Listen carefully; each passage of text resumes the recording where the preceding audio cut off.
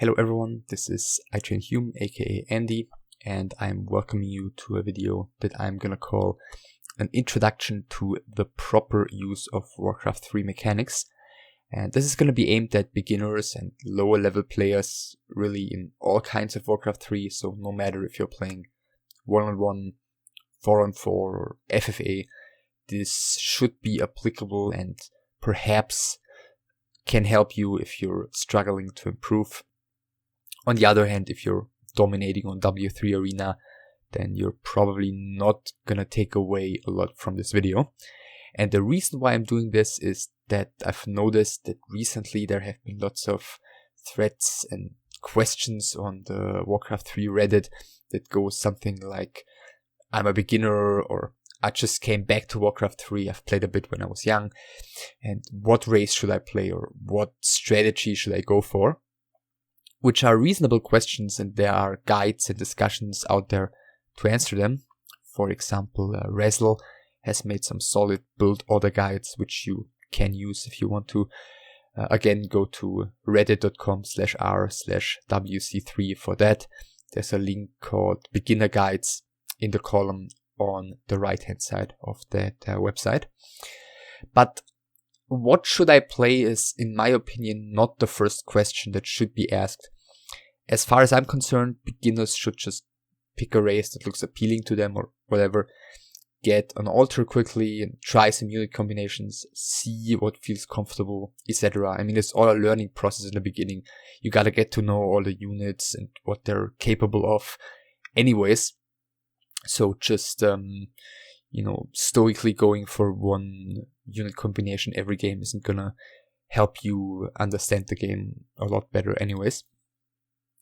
The more important question, though, in my opinion, is how should I play?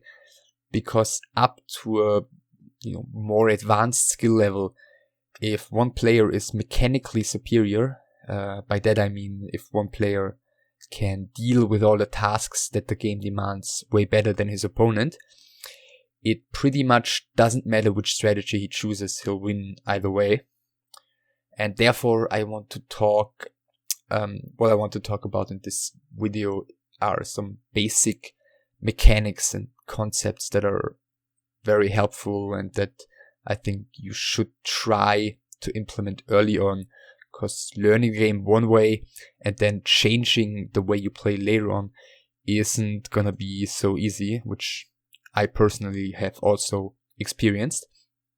And, what I want to talk about in this video is not the very, very basics. So I'm not going to go over, the most basic of controls. I'm assuming you figured out that you can select units by left clicking, draw boxes to select multiple units, and move units by right clicking and so on. I mean, that's not what I'm going to talk about.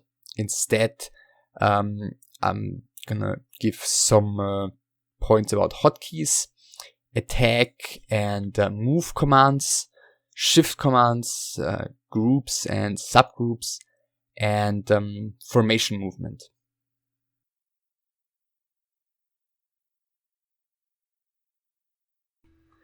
Let's start with hotkeys. So one way Warcraft 3 can be played is by only using the mouse. Anything that even top players do, you can theoretically achieve using mouse only, assuming nearly infinitely fast mouse speed, which is of course the problem, because all the abilities of every unit can be used by clicking on the corresponding icon down here in the control panel. So as you can see, for the peasant, for example, all the abilities are down here. You can't just, if you want to attack something, click here and attack, and there you go. But of course, by hovering over the icons, you see that there's always one highlighted letter in gold which tells the assigned hotkey to the ability that you're hovering over. So instead of clicking here, you could also just press A on the keyboard and attack like this. So every time you want to use an ability, you've got the choice between clicking or using the hotkey on your keyboard. By the way, these hotkeys that you see here are my personal ones. There are also, you know, standard ones, but I'll get to that in a second. Of course, if you know all the hotkeys, then clicking on everything will have two major disadvantages. First, it's going to be a lot slower. For example, let's say you want to build an altar, which you can do by clicking on build structure and then click on the altar and placing it. Let's say you want to build an altar here, which would be the usual position. So you're going to go there with your peasant, move away your mouse, click the two icons, move back and build the altar. So yeah, that took a while. You can cancel that. And alternatively, if you know the hotkeys, which for me are Y and A, you can move here. You don't have to move the mouse at all. Just two very quick button presses on the keyboard and you can build your altar. Secondly, when not using hotkeys, you're also going to be a lot less accurate. So let's imagine we're using 2 or more abilities on the same unit. If we're using hotkeys, then we're only going to have to basically aim for the unit once, let's say this grunt, and then the keyboard is going to do the rest.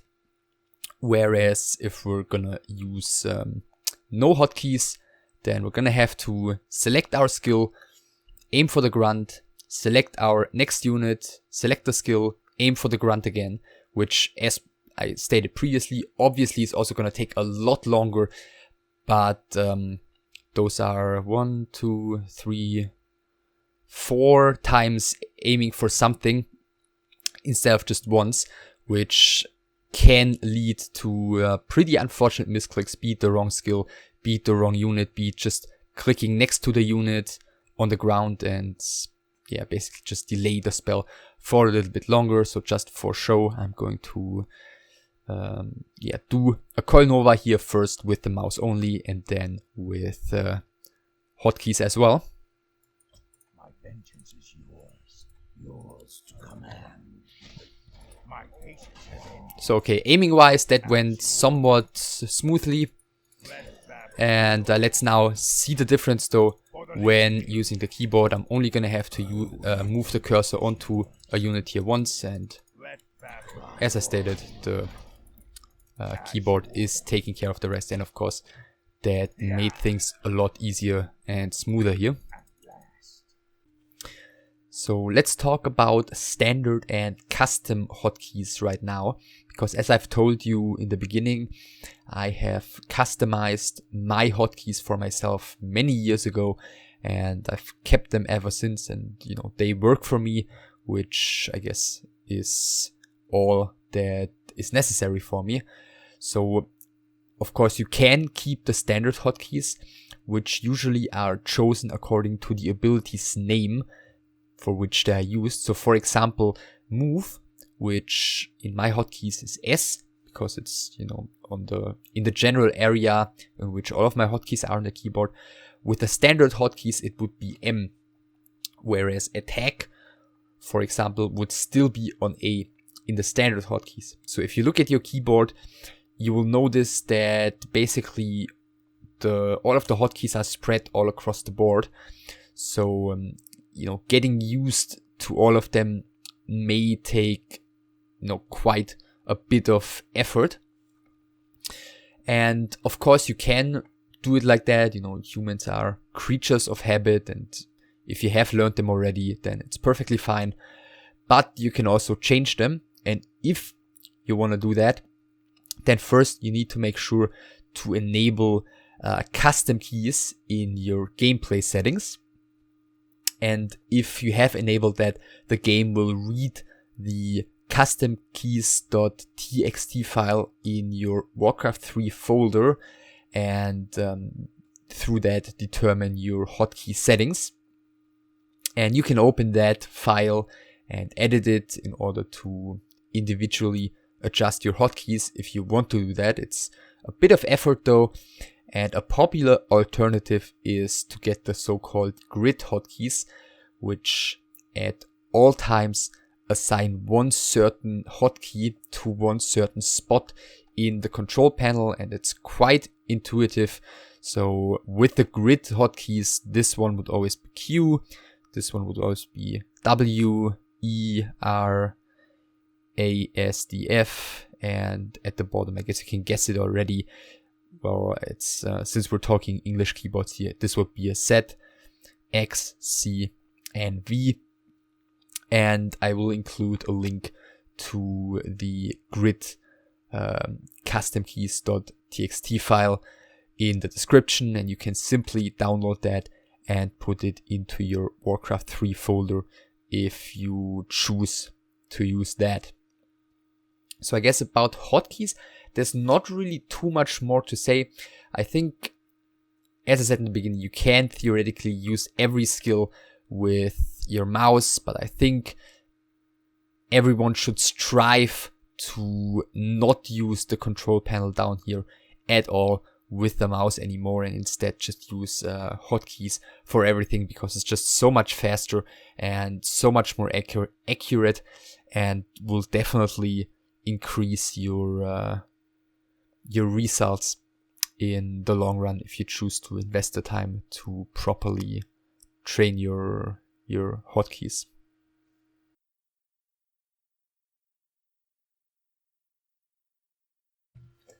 So let's talk about attack commands versus move commands. So I guess everyone is of course familiar with the regular movement across the map, just using the right button of the mouse.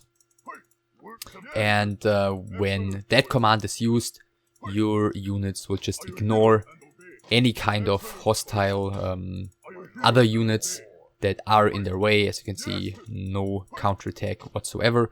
And then there's the usual attack on certain units that can be applied by either right-clicking on those units, like so, and the unit gets attacked, or by giving attack command either by clicking here or by using the A button on the keyboard and then clicking here.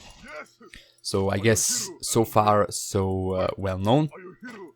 There's a third option that I guess many beginners aren't as familiar with. Instead of moving across the map via move command, one can also choose to move across the map via attack command. So you can choose to attack not a certain unit, but to a certain area. So if we're attacking here, for example, then our units will move there and attack everything that is in their way and that is hostile. So for example, sleeping creeps will not be attacked.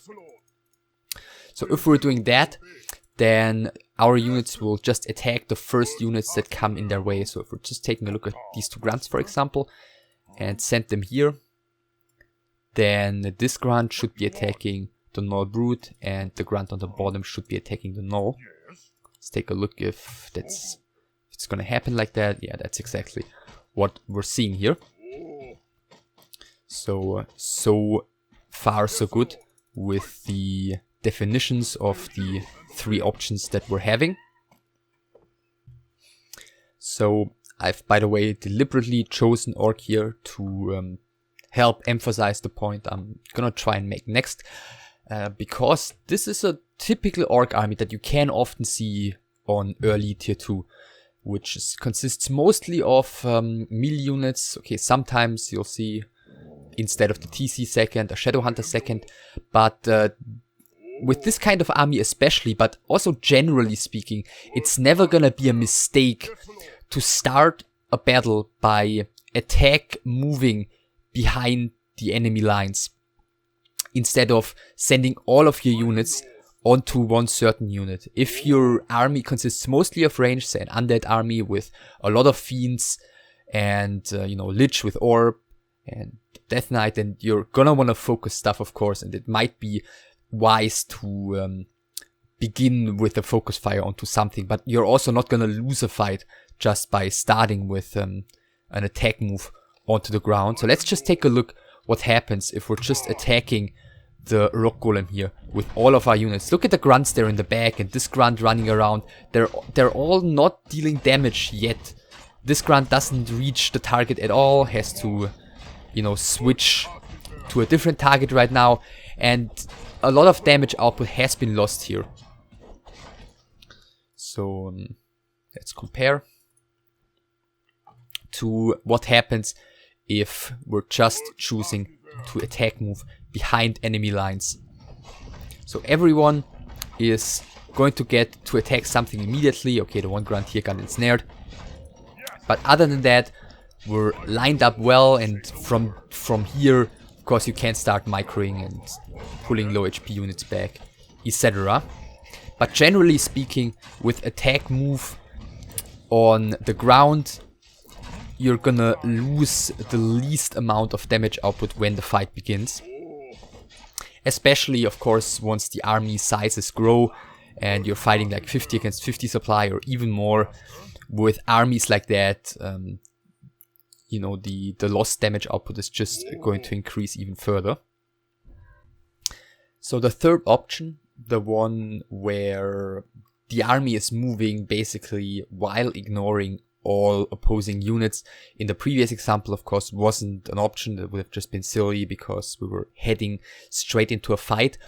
And generally speaking, one should have enough awareness to never run across the map and just be totally surprised when all of a sudden the opponent's army is nearby and say a fight begins without him being on attack move. So most players will move across the map with regular movement because they want to avoid, you know, accidentally starting a fight, in most cases with the creeps. So let's take a quick look at an example here. Let's say our army is sitting down here and we want to get towards the middle of the map where, for example, the opponent is with a weaker army and we want to catch him on the way. So as you can see right now, we've triggered the Ogre Warrior here. We're on regular move command, just ignoring him, taking a tiny bit of damage onto one of the grunts. But, you know, we weren't hurt here by the creeps at all. So if instead we had gone for attack move up here, then things would have of course looked completely different. Our army would have realized that there are hostile units in the way and they would have attacked here, and our chance to perhaps catch the opponent out on the map would have been gone thanks to this little skirmish with the creeps. So that's a reason, if you're aware enough of where the opponent is, if you're not all of a sudden gonna be you know, running across the map here and then your opponent shows up and, you know, you're gonna run into a terrible position. But generally speaking, at least in my opinion, it should be your aim to be aware enough of your opponent being about to engage or not, to be able to walk across the map by move command. Because, yeah, both ways of moving across the map have one big disadvantage. With attack move, you're gonna start battles that you don't want to, as we've just seen down here. Without attack move, you might be caught awkwardly by your opponent. But, you know, as I stated previously, most players choose to move without attack move. And then when your opponent is nearby, then they will attack.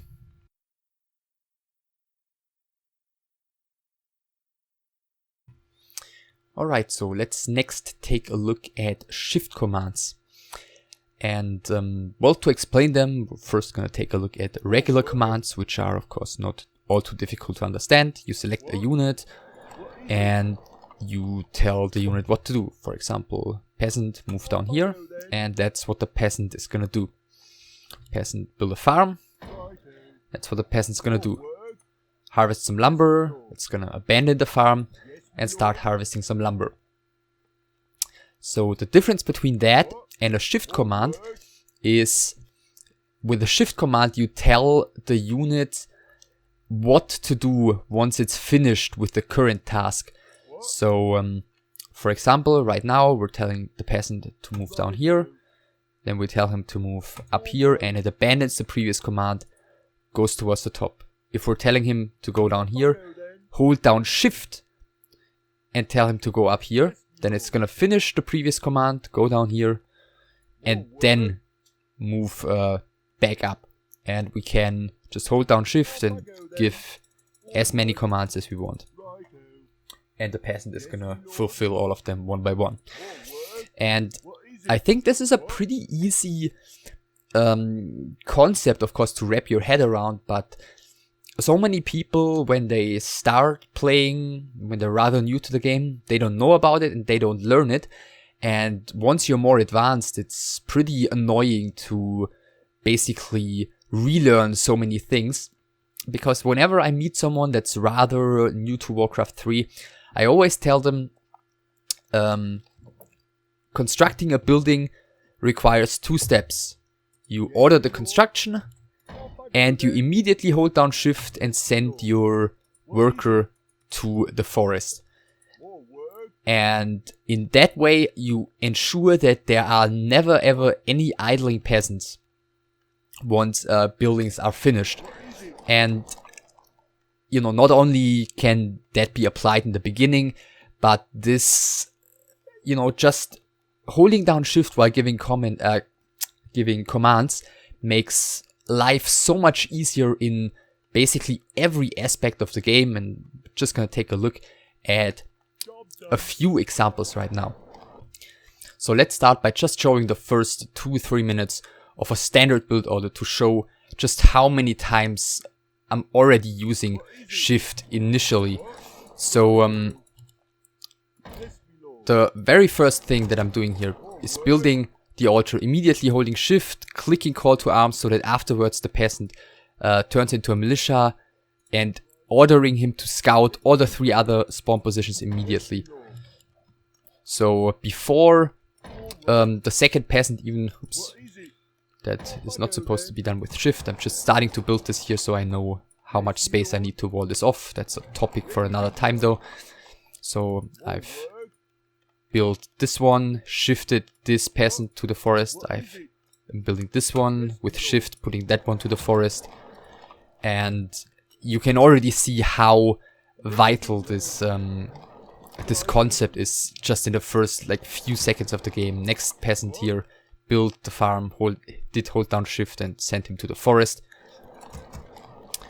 And yeah, immediately I've taken care of scouting already. As you can see, I don't have to put in the extra effort right now to get the peasants to safety.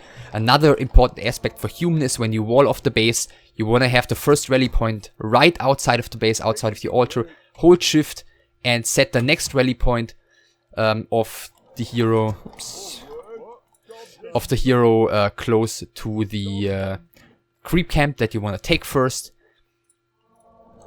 And next up is going to be the peasants that I'm going to call to militia. I'm already selecting them, putting them into a group, which we're going to talk about next. But with those, I will be able to use call to arms, then hold shift, and before they have even turned into militia, order them to then come down here once they have turned into militia. Which is what I'm doing right now. C for call to arms, shift, and militia. AM is spawning.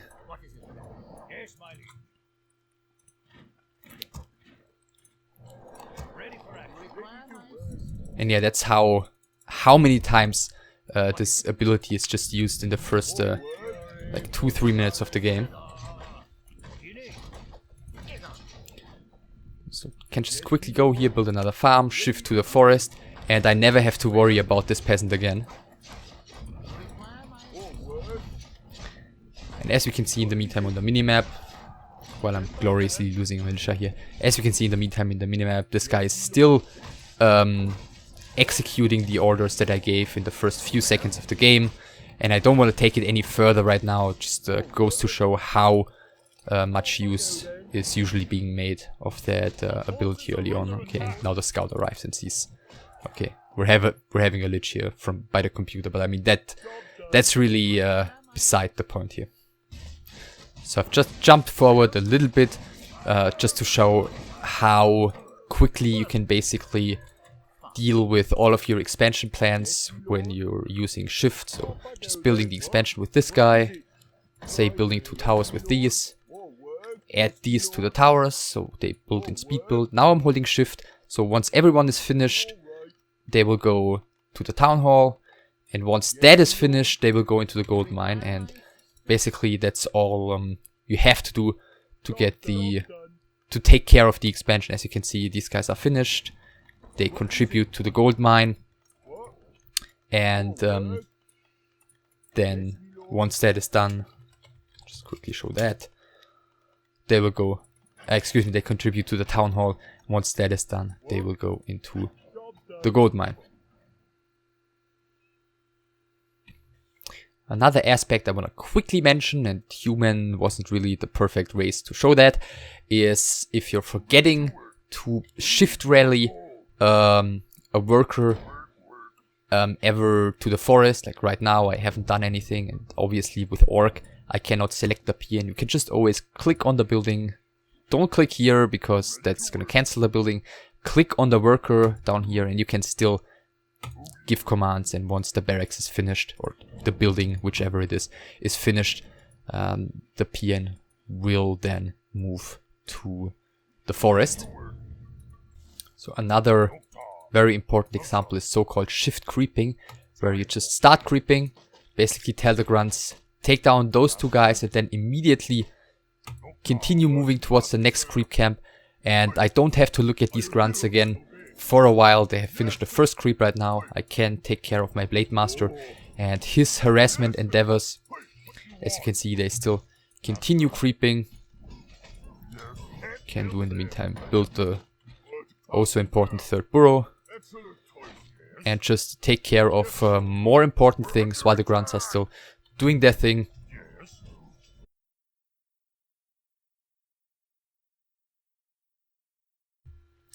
So let's move on to another pretty important part of Warcraft 3 mechanics, groups and subgroups. And what's meant by that is that you can use the numbers above the letters on your keyboard, so the 1 all the way up to 9 and 0, and bind up to 12 units on each of those numbers. So you can select a, pretty much whichever up to 12 units you want. By the way, if you have one unit selected here, temporarily selected, this has nothing to do with binding groups, but you can just hold shift and add more units to that temporary selection.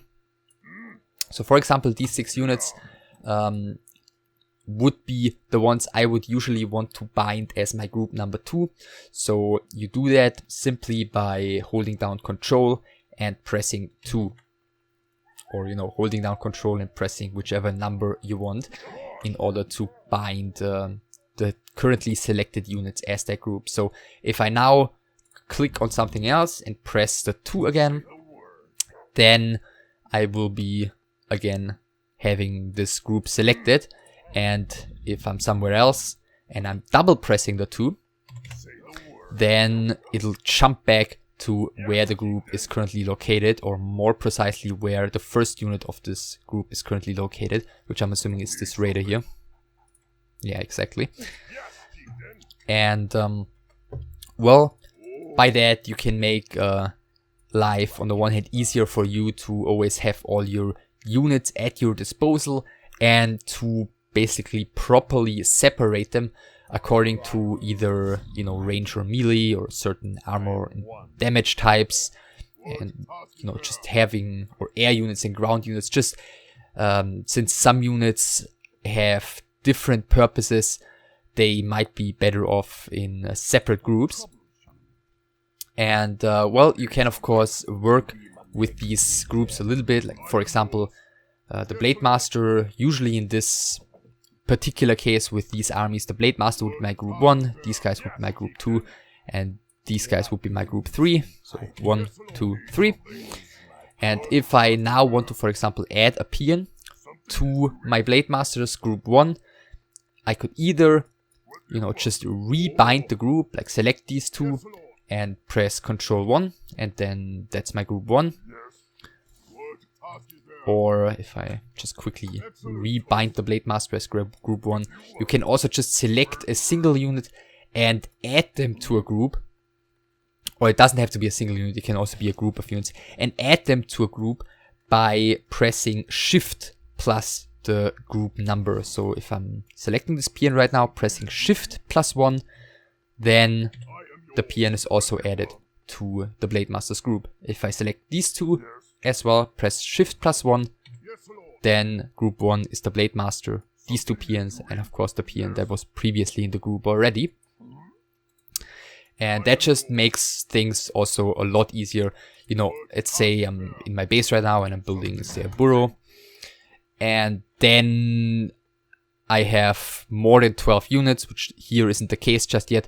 But if I want to move across the map, all I need to do is 1 right click, 2 right click, 3 right click, and everything moves across the map smoothly. Which, yeah, makes things a lot easier, especially once the army sizes grow a bit, or once there is some multitasking to be done. Like, for example, previously, when my Blade Master was harassing at the top of the map and the grunts were creeping elsewhere. The grunts were also group 2, the Blade Master was group 1, and that made things a lot more easy. So let's now talk about the grouping of buildings, because you can, of course, not only bind units on your numbers 1, to 9 and the 0, but also buildings, which in turn means that to rebuild any units, you never actually have to leave the fight. So, of course, it's up to everyone individually how they want to bind their buildings. I'm just quickly gonna tell you the way I'm doing it. Usually 7 is always my main, 6 is always the altar, 5 for me is always the tier 1 production building, and 4 is always the tier 2 production buildings, which in this case I also have to, put together. So clicking here, holding shift again, clicking here, and then once control 4, and they are bound. So with that, what I can do is quite simply stay here in the fight and now just press 4. So I've got my production buildings selected, and just go through the 2 subgroups. So this is what we define as subgroups in Warcraft 3, just different unit or building types within one bigger group, and just build a raider with the proper hotkey, tab, and build a walker with the proper hotkey, which of course, if I'm not explaining so precisely, then that's happening a lot quicker. So with that, the advantage is obviously that within a battle, you never have to leave the battle with the screen. So basically all you have to go back to your base for is to build another building. Like here, for example, build another burrow, but that's it then. And right now, for example, my raider's out, I'm in the battle, but I can just get the ensnare upgrade and the adept upgrade for my walker without even having to look away. So another big advantage, of course, of having the ability to use to bind groups in Warcraft 3. To finish this group section of the video, let's now talk about subgroup control, which is also something that can be turned on or off in the gameplay options. And what this allows you is to basically give commands to only the currently selected subgroup. So if you have the option turned on and you hold down Control and give a command, then only the currently selected subgroup will react to that command. As you can see right now, I'm holding down Control, only the raider will react. Right now I'm not holding down Control and the entire group will react. So this, by the way, is also something that I never taught myself, and I kind of very often forget in actual games to make use of it, even though, it can be pretty handy at times. So let's now say, for example, I want to creep here, and the Ogre Magi's, they deal normal damage, which deals a lot more damage to my raiders than to my grunts. And okay, now nighttime just started, so that doesn't help me. And I'm sending my raider too far up front, for example. So what I'm doing usually is, 1 attack behind the creeps, 2 attack behind the creeps, 3 attack behind the creeps. That's what I've explained previously in the attack and move command section. So let's say I'm doing this and my raider is too far up front. Then I could just go 2, hold control, and send my raider back. For example, would be very, very, very, very helpful in that situation. So, I mean, that's a possibility that I think can come in really handy if one is used to it. Pulling particular units back, for example, as undead, if you have your Death Knight together in a group with a bunch of fiends and a lich, all ranged units, and you can command the entire group to do something and then hold down control and just pull the Death Knight back without, ruining the rest of your group. And well, I just want to give one additional example for this one. And it's a pretty silly one, but it just goes to show that you can already make use of the subgroup control within the first few seconds of a game, in case you're undead. So we have 2 options right now. Either do this, select the acolytes, go to the gold mine, select the ghoul, go to the forest, or alternatively, you can select everything together, right click the gold mine, hold control, right click the forest, because that's only going to affect the ghoul, and you saved yourself a little bit of work initially, and perhaps you get the first acolyte out, maybe half a second more quickly. So that's just a tiny example I wanted to show for the subgroup commands. The groups in general, of course, extremely important in Warcraft 3. The subgroup commands, that's something everyone needs to know for themselves if they want to use it or not. But yeah, that's all there is to say for me for the moment about groups and subgroups. And last but not least, we're gonna have just a little bit about formation movement.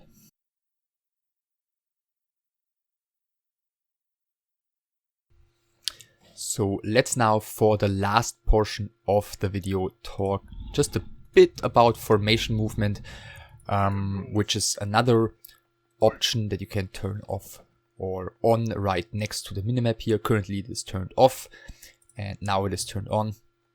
And as you probably have noticed already, usually once a group arrives at its destination, the AI will put it into a formation where the melee units are in front and the ranged units are in the back.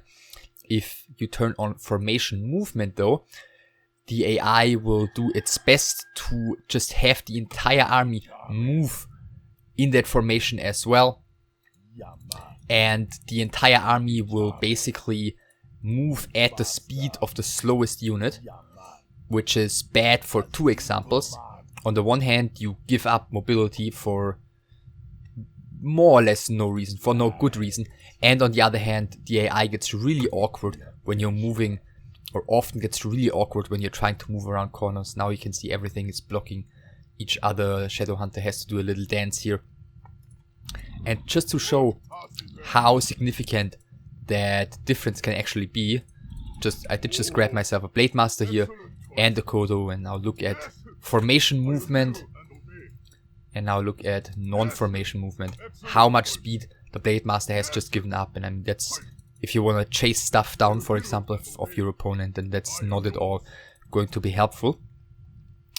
And there's another possibility here to go into the gameplay options and choose, I'm not sure if anyone has ever used that in a serious game though, and choose to allow the option to to temporarily change your setting here for a command or two by holding down Alt.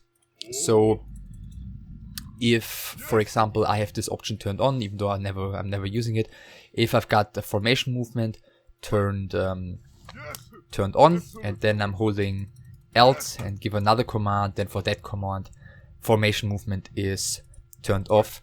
But generally speaking, that's yeah, a little fancy, and I don't think anyone really needs to use that in, you know, a serious game. And unless you are extremely afraid that like your raiders or your one of your heroes is always running too far up front, then there's not really a reason to have formation movement on. And if ever you see that some of your faster units are moving weirdly slow, then just take a quick look down here and yeah, see if you may have accidentally turned on formation movement.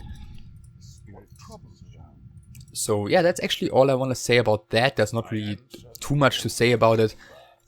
If you think it's better to have it turned on, then yeah, it's more likely that you should probably work on your army control instead of just you know, turning it on for the sake of not losing stuff so quickly. But yeah, that's it for the formation movement. That's it for the entire video. Yeah, it's the first time, obviously, that I did something like that. I mean, I left a lot of stuff out, of course, like creep AI, etc., which you could also consider to be Warcraft 3 mechanic, but, you know, this was supposed to be very, very beginner friendly, and I hope I did decently in that. Of course, feel free to give feedback or ask more questions in the comments. And yeah, I'll see you soon. Take care.